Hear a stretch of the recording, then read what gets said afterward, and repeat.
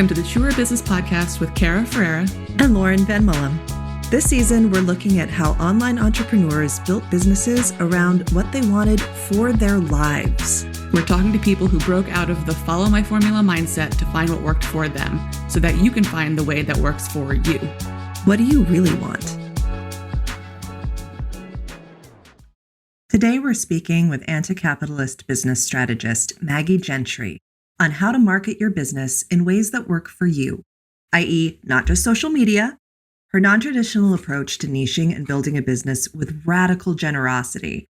We also talk about human design and how we're all manifesting generators and what that means in terms of building offers for our businesses and how to market what you do when the thing you call yourself is vague AF, i.e., thought partner. Like, how do you even talk about being a thought partner if you're trying to go for SEO? You can't do it. So she actually navigates this really well because she doesn't market herself traditionally on social media.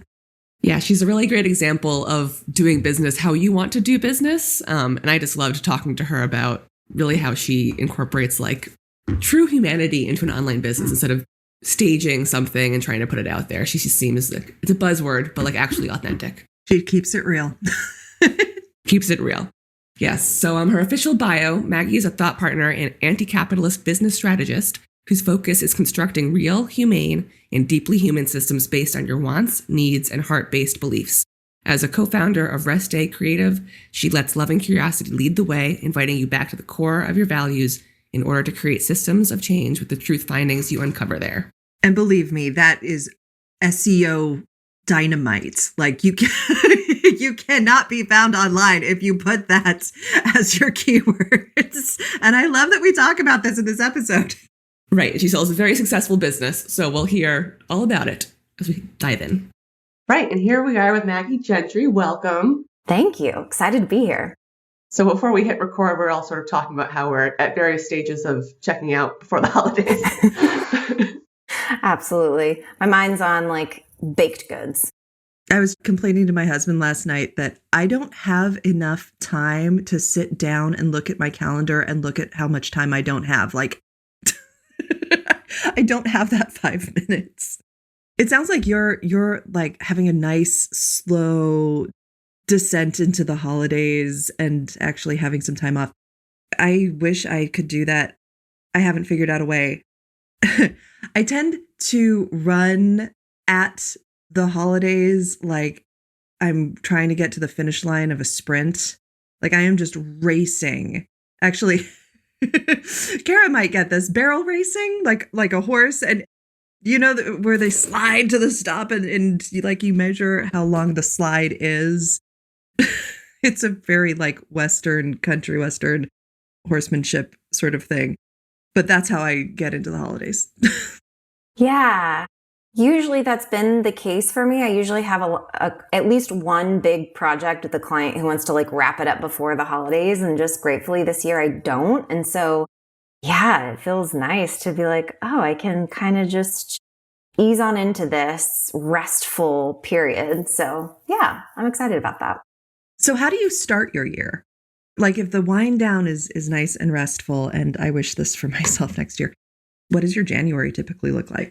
I mean, it always varies, but New Year's is actually my favorite holiday. There's something about that energetic shift into the new year. I think there's something about the quietness of also just like nobody expects me to be online. So it also feels like a deeply internal time, which as an introvert, I love.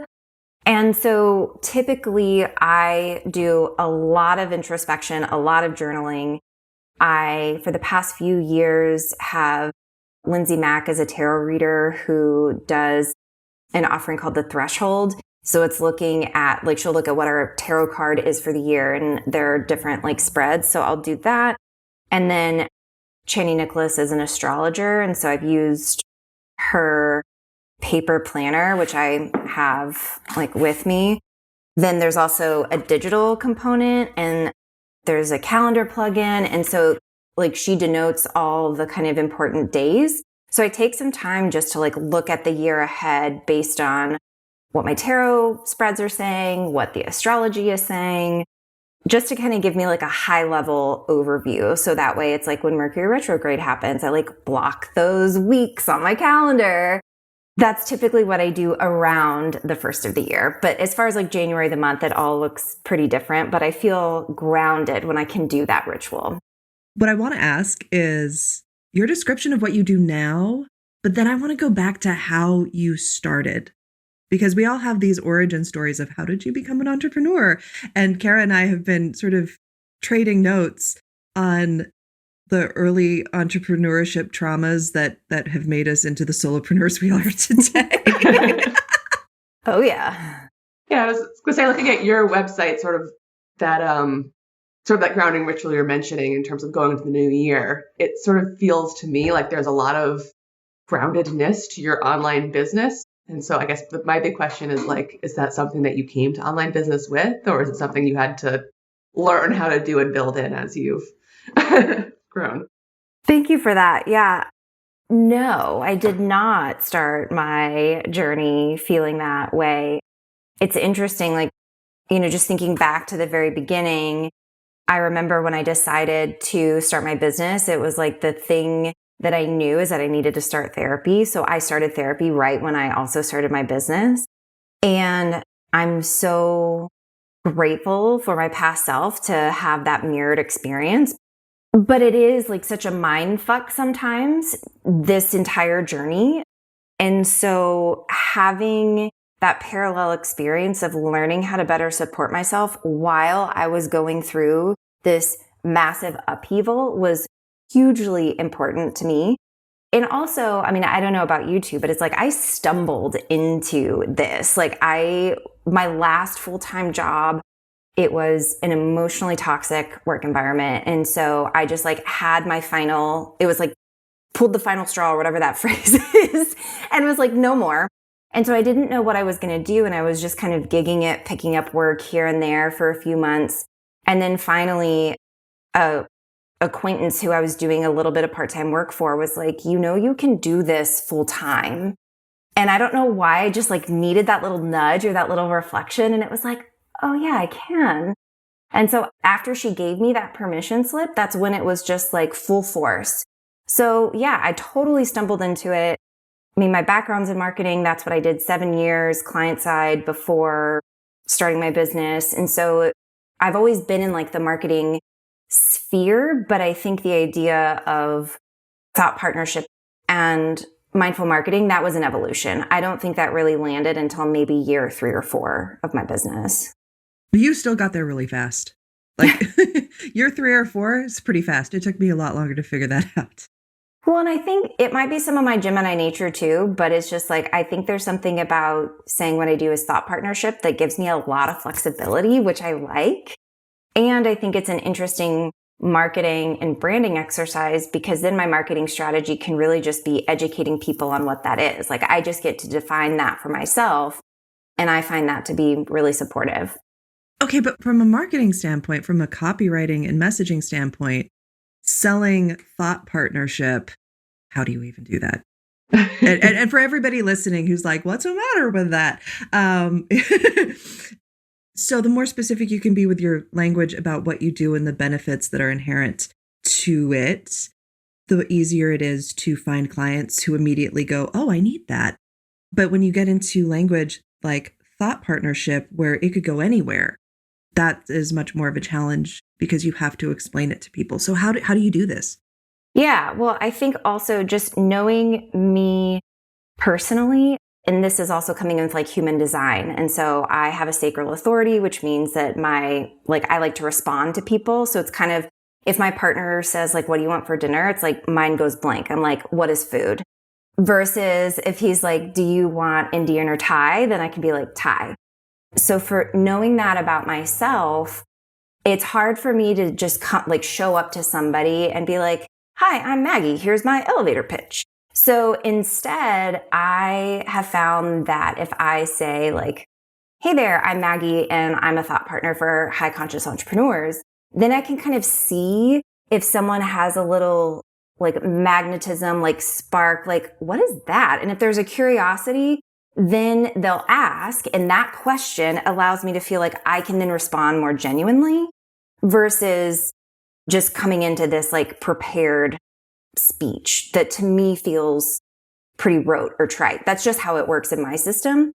So that's in a one-on-one capacity. I think online, what I've been trying to do is like just thinking of copywriting and SEO is using other descriptor words, because I think from a branding perspective, like defining a category or a term is really helpful, but it can be hard from an SEO standpoint if it's like not a well-known term.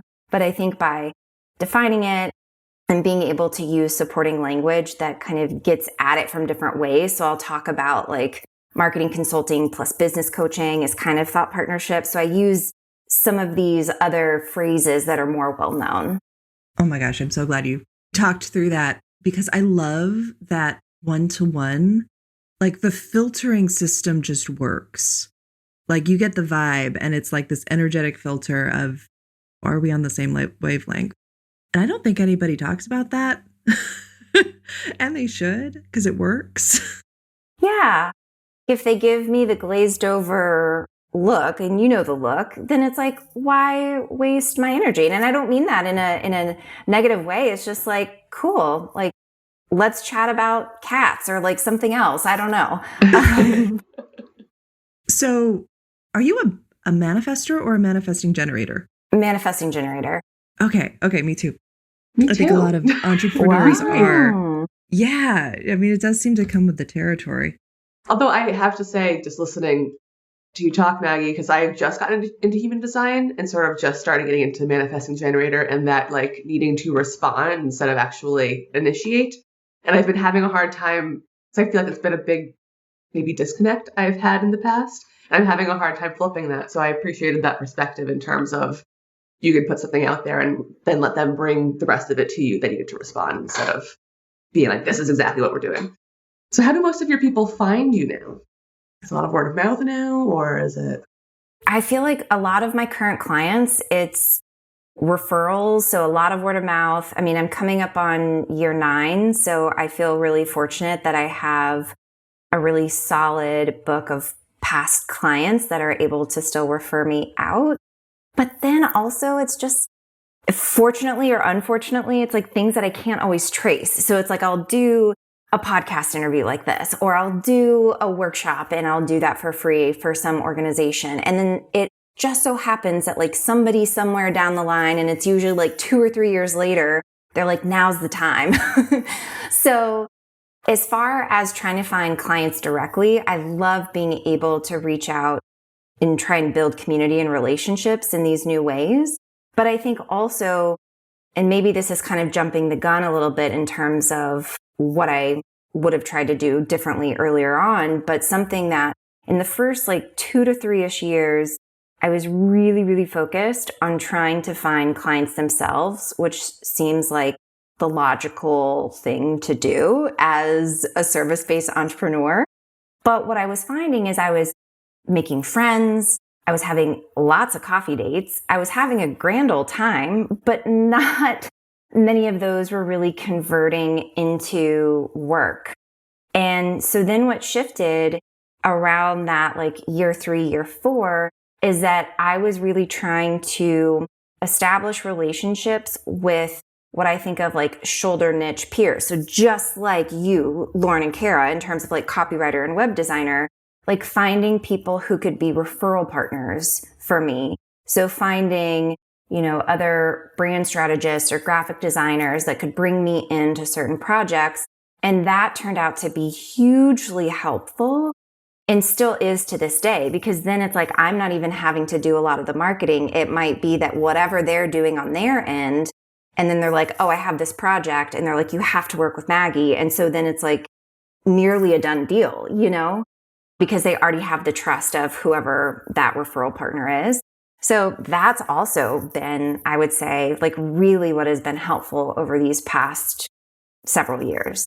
I absolutely want to ask you questions about your marketing, because so many things that I've noticed just, sitting on the sidelines and watching you work are so exciting to me as somebody who doesn't love a lot of the mainstream things that we're told to do.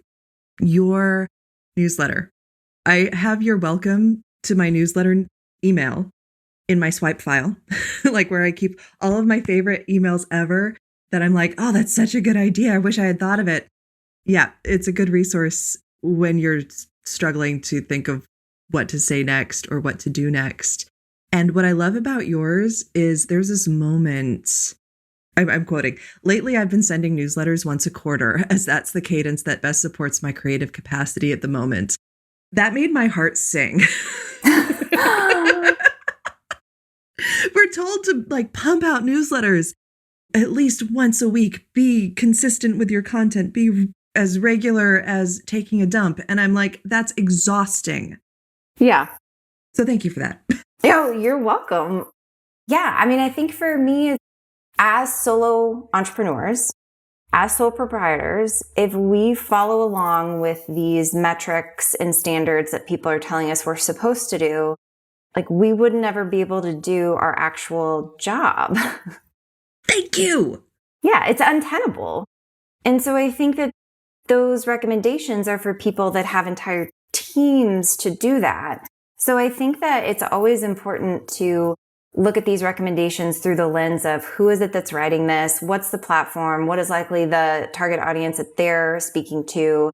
And also just like putting it through your own lens and your own filter of, does this resonate for me?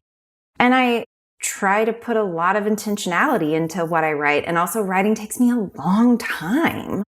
So yeah, that's where I was like, I tried to do monthly for a while, and then inevitably I would always miss a couple. And it's like, what am I doing? And I would stress out and like really get down on myself about missing them. I'm like, I'm the only one that's putting this pressure on myself. So what, like I get to make the rules. So I'm just going to update the rules to what actually feels doable.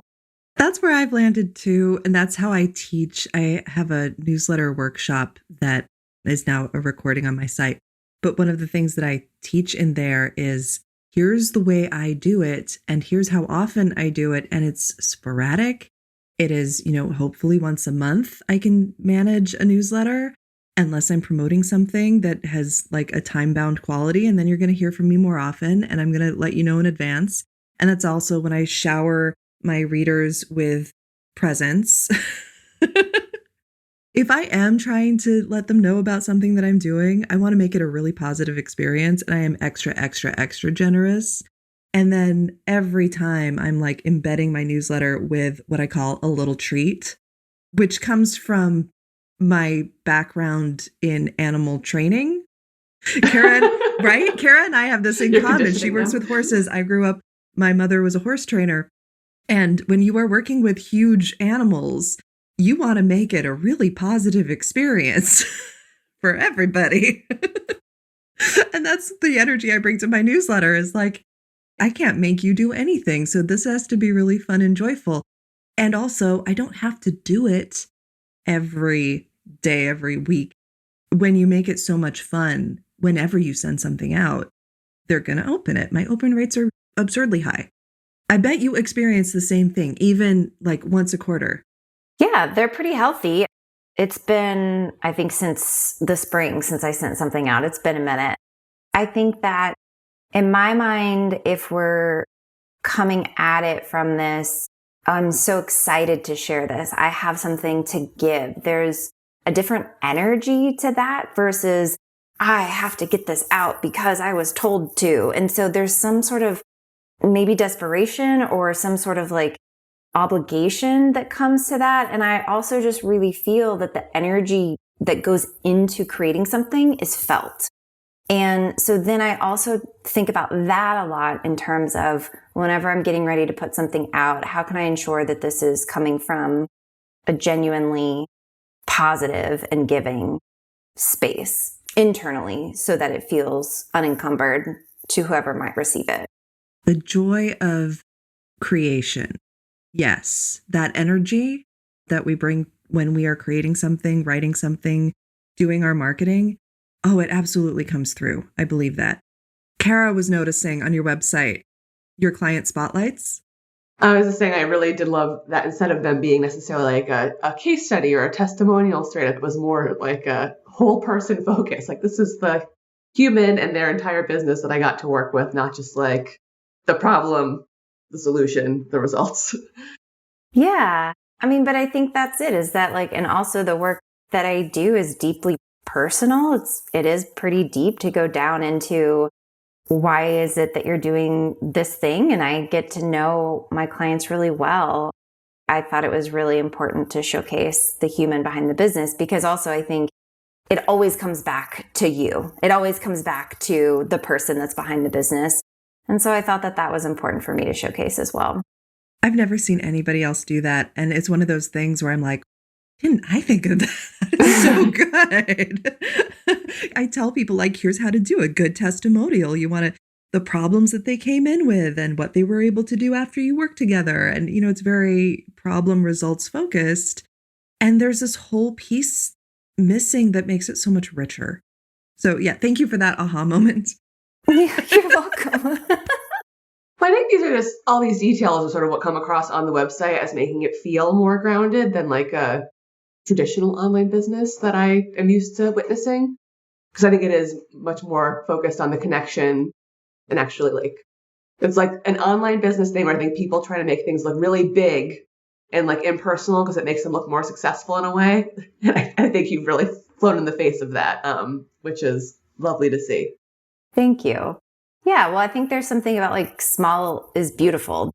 There's a book and I'm forgetting the author's name, but it just talks about, I mean, really there's like a coming back to this like community care and how if we can really focus on smaller communities, how that's so impactful because it's the multiplying, like the amplifying effect, that if everyone were to focus small, then it would actually cover all of us. Oh, I love that. So kind of in that vein, one of the ideas that you and I connected on when we spoke previously was on how we bring radical generosity into our businesses. When we started talking about that and I heard your take on it and what you've been doing, that's when I was like, okay, Kara, we've got to get this, we got to get this show on the road because I can't wait to talk to Maggie about this again.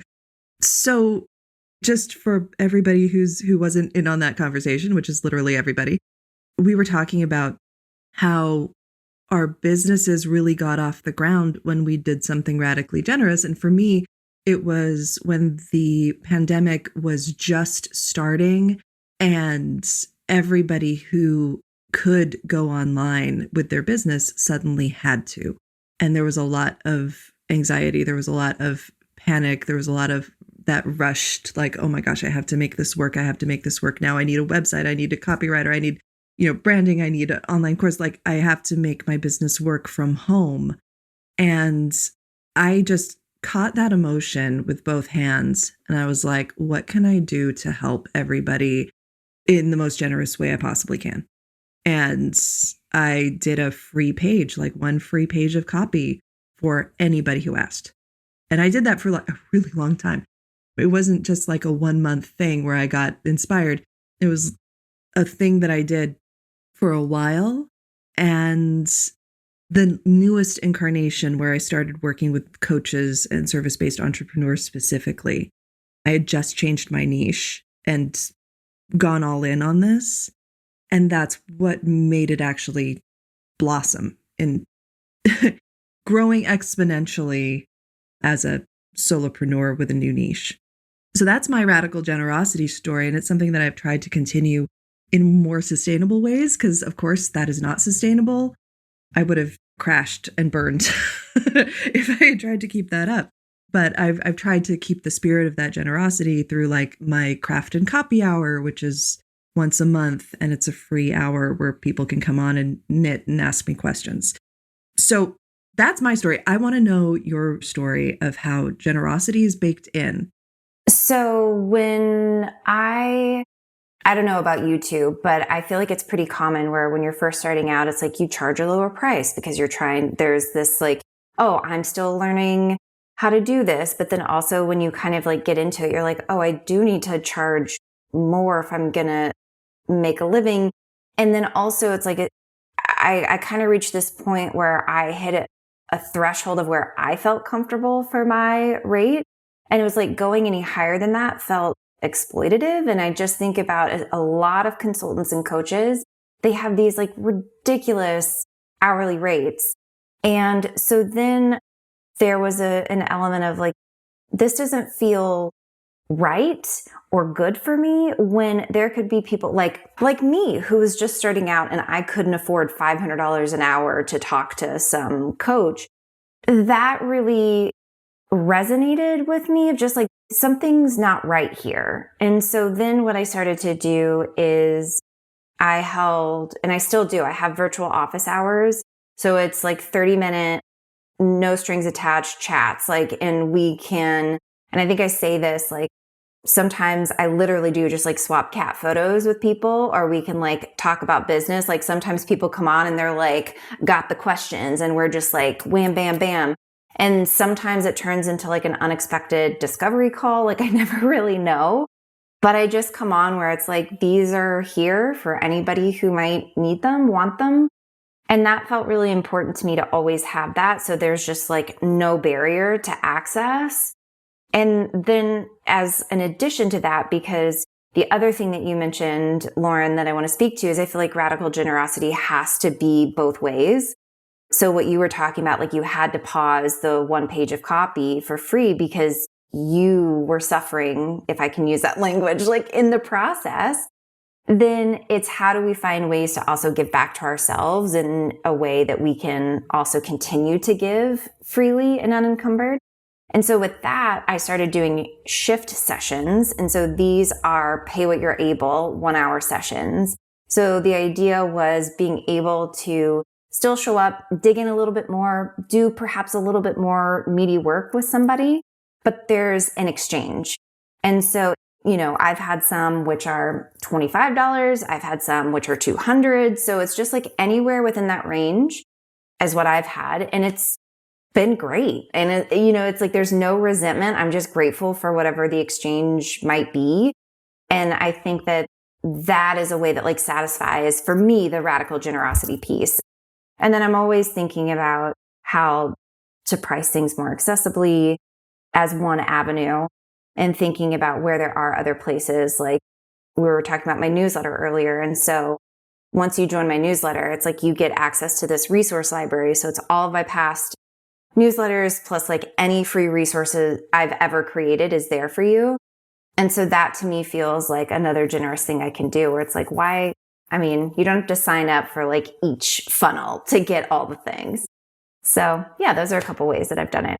I love that. And that makes me see why the craft and copy hour is something that brings me so much joy and is more sustainable, because I'm getting something intrinsically in return, because it's my time to work on my knitting and answer copy questions. So it's fun for me. I would do it. Well, obviously I would do it for free, but I would do this forever. You do the knitting for free. Yeah. My gosh. The knitting? No, somebody should pay me to do that. I think that's something that Lauren and I have, I guess, connected over from the start, from whenever we had some sort of discovery call. I don't know how Lauren and I got connected back in the day, but sort of keeping rates accessible. I feel, and that's something in doing this podcast I want to talk with other people about.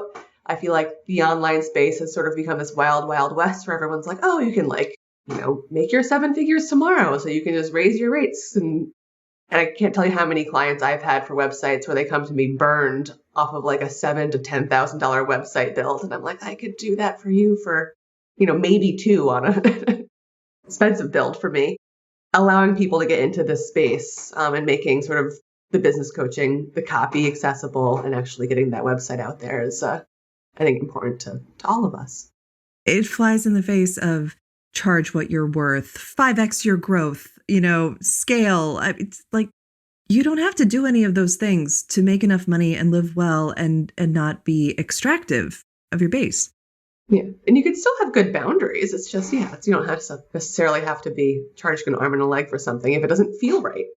Yeah. The good boundaries have taken me a very long time to figure out, but that is the secret. Always and forever. I mean, especially when you tend towards generosity, that can also be a toxic trait. And I've definitely experienced both sides of, oh, this feels really good. And this is killing me. So Maggie, for your typical clients, I'm guessing they're service providers of some sort. I think we were all connecting on beforehand. What are some of the common things you see them struggling with that they're coming to you and wondering strategy wise or any of those things? What are some of the commonalities?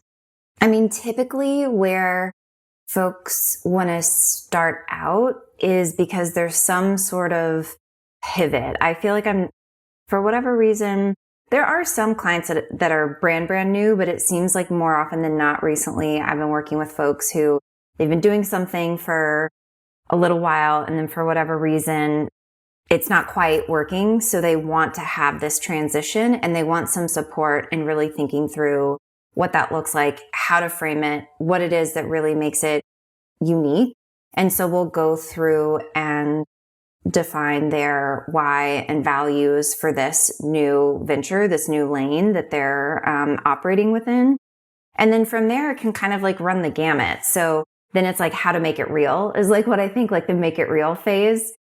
So then it's thinking through how do we market in such a way that honors our capacity, our budget. I know I'm having more and more conversations with people about how to use AI and how to and not to use it. And so that's been interesting. Yeah, but I think a lot of times too, for me, it's just asking a lot of questions. I sometimes feel like I'm this annoying 2-year-old for my clients where I'm just like, why? And tell me why. And I'm like, but why is that? But really the intention behind it is to ensure that we're questioning the assumptions that we hold, because I think we all have a lot of assumptions about how this is supposed to look. And so I just want to make sure that whatever those might be, that we can make sure that they are true for each individual person. And then we can continue to create the strategy around that. It just goes back to what we've been saying too, of just like, oh, we should be sending a newsletter once a week. And it's like, but who said that? And is that true for you? So it's always kind of running things back through, like defining the filter for the person and running each decision like back through that. So what would you tell somebody who is maybe just starting out? They're earlier in their business. Maybe they've got their niche figured out. Let's hope. It's like, please don't try to run a business without figuring out who you want to work with and how you're going to help them. Like, please get those things sorted. But let's say they're just after that and they've got some clarity. In the marketing side, this is where I feel like my expertise falls off and they really need to figure out what their marketing ecosystem looks like. Because you can have the most beautiful website and the most fantastic page of copy in the world. How do you get people's eyes on it? That is my question. What are some ways that you can get people's eyes on your beautiful new website with your fancy new copy? Yeah. I mean, so most people nowadays, I think their initial thought or reaction is social media, which absolutely you can, if that's something that you feel good about and energizes you. I haven't been on social media for 4+ years now and have no intentions of going back. So it is possible to have a business while not being on social. So I think that there are just different ways. So I think that it's important to figure out how you like to show up and how you feel most authentically like yourself. So if that is perhaps in the written word, then okay, great. Like blogging is a fantastic way. You could even think about guest blogging on certain posts. You could think about different platforms like Medium or Substack, or like what are these other avenues that could get your written word out to other people? Then we have folks who are like, if you're not necessarily someone who likes to write, how do you feel about showing up verbally? Do you feel okay showing up and speaking? And if that's the case, then maybe you do more of a PR pitch to be a podcast guest. And so maybe your marketing effort is like step 1, put together a media kit. And so it's like, okay, these are the things I can talk about, a little bit about me, come up with a templated pitch email and a process. And then you kind of have your like strategy to try and get yourself out in front of different audiences that way.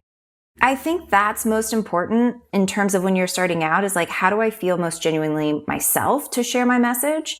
And then there's always an avenue. There's always a channel. I think it's just determining what's the right channel for you. I'm taking notes. That's what I saw you reaching around. Like, where's my favorite pen? It has to be my favorite pen. Oh, same. Muji all the way. I do love that though, because I also think if you're starting where somebody probably feels more natural, if they prefer to written word versus being on a podcast, if it's whatever they feel most natural doing, they're more likely to actually do it than if it's like, you have to do this thing, even though you hate doing it. That's a recipe for failure. Yeah.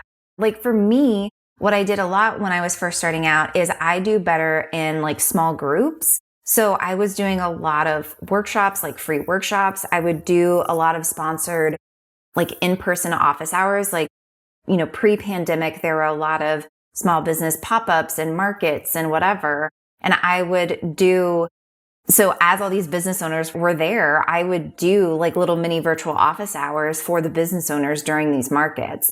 And so that way it was like, that to me felt like a way that I could get in front of people. And so I did a lot, like workshops was a huge thing for me when I was first starting out. I love that because I also like the thing that I love doing is teaching. Like, just put me in front of a whole bunch of people and give me a microphone. That's all I need to be happy in the world. So I'm like, why am I spending time and money on my Instagram when that is not feeding my soul at all? And maybe I really need to focus on the thing that lights me up the most. You could do little mini teaching episodes as reels or something. I think I'm going to try that because I'm losing my virtual assistant next year. She's a beautiful, brilliant goddess, genius. And I always knew that she would be very short in the VA world because she's going to go off and do her own thing. And that's what's happening.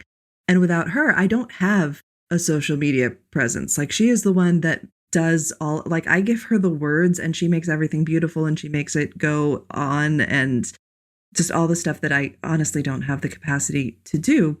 And I've got to figure out how I'm going to step into this next year with my marketing without her doing that. It's a big change. And, all of a sudden I have to carve out a lot more time to think about it and to do it.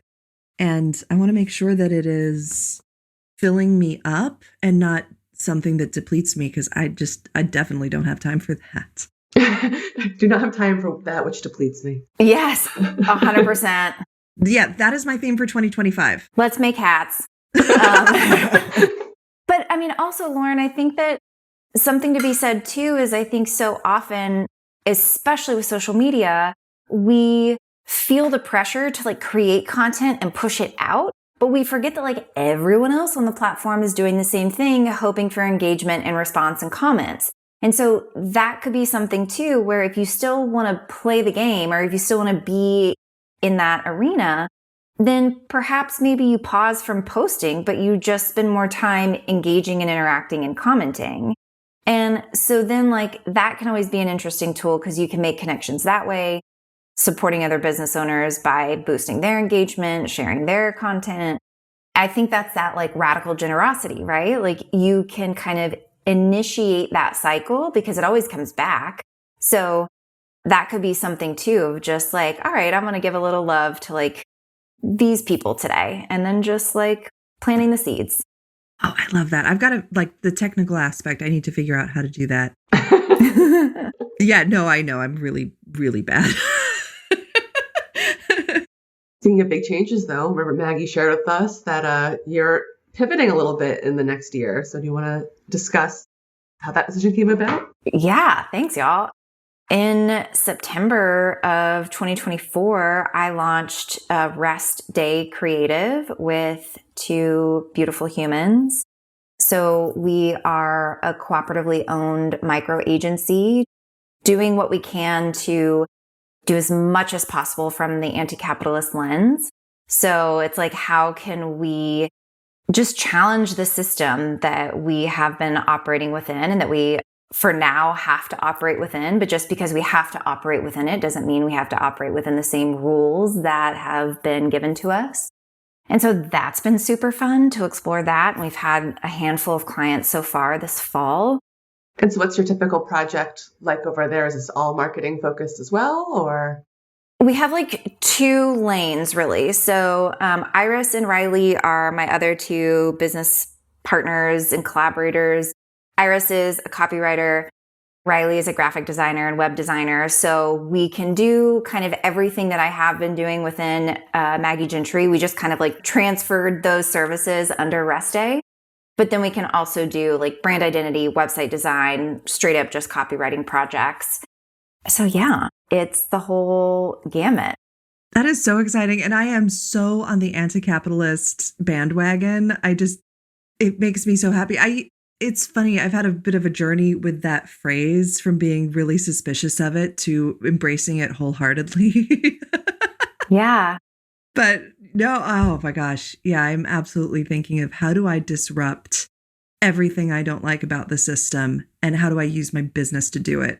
Because I think every sales page is a chance to start a revolution. Yes. Yeah. And I mean, I think that even though anti-capitalism seems to have this like scary feel, we just really see it as being pro-human. And so instead of being because capitalism is inherently exploitative, and that it's saying like, how can we extract as much as possible for as little as possible?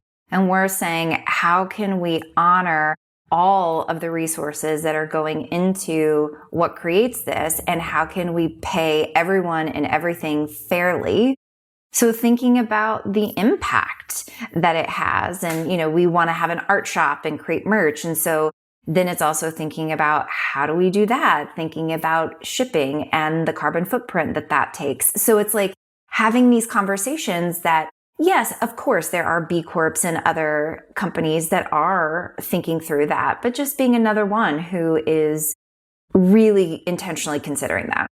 That is the best definition I think I've ever heard.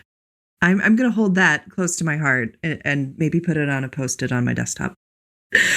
Are we ready for the last question? I think we are. All right. So, Maggie, what would you tell your just starting out baby entrepreneur self, knowing what you know now? Yeah, I think I kind of scooped myself, because I thought I would talk about partnering with referral partners as a way to really build my book of business. But so off the fly, I think it's a little bit of chill the fuck out. I think there's also, I think what is inevitable is that business has its ebbs and flows. And I think that the anxiety and the intense reactions of the ebbs used to be really, really hard. And I think it's because I didn't trust that the flow would eventually come. And now that I've been in this for almost 9 years, I see the cycle, even if it's not predictable. There's something about honoring the rest period or the slow period and actually allowing myself to rest rather than spiral. Knowing that there can be some productive things to do when it's slow, but also like really trying to rest more, I think would be the biggest thing, because I know that there were many, many years when things didn't look too good and I would just not be in a great mental state. And so I think taking better care of myself, honoring that it is just a phase, and realizing that nothing is permanent, that's what I would tell my starting out self. That's very important for a lot of our listeners who are maybe just starting out or pivoting and might be in some of those fallow seasons here and there. Yeah, it happens. And I think that I don't know if this is some kind of psychological bias, but it does feel like it's been harder to get businesses off the ground in the last couple of years. Like, I feel like 2020, 2019, it was relatively easy. And then it's just kind of hit a peak of, oh, we can do this. We can all be entrepreneurs. And then it got hard mode. And I don't know if that's just like me reflecting back what I'm hearing. And everybody says, oh, it's worse now than it was then. It's harder now than it was then, because people have been saying that since the ancient Greeks. Literally, my husband is an ancient Greek fanboy. And he's like, yeah, no, that's what. Even all those philosophers, all they were saying was that it used to be better. Exactly. I think there's still a lot of hope, but that's the thing, maybe it does feel like hard mode now, but it won't always. At some point, you're going to hit your stride. At some point, the stars will align, but you've got to set yourself up to hang in there. And part of that is resting. I love that. Thank you so much, Maggie. This has been amazing. This was the conversation that I dreamed of having all those months ago when you and I connected on one of your free calls. And I'm like, I need to talk to this person. Thank you, Lauren. Yeah. And so we'll share links below in the show notes. Everyone can go find Maggie. I'm assuming that's restdaycreative.com. And all right, so I'll be the main one now that she's moving on to that next chapter. But thanks so much for being here with us. Thank you both. Appreciate you deeply.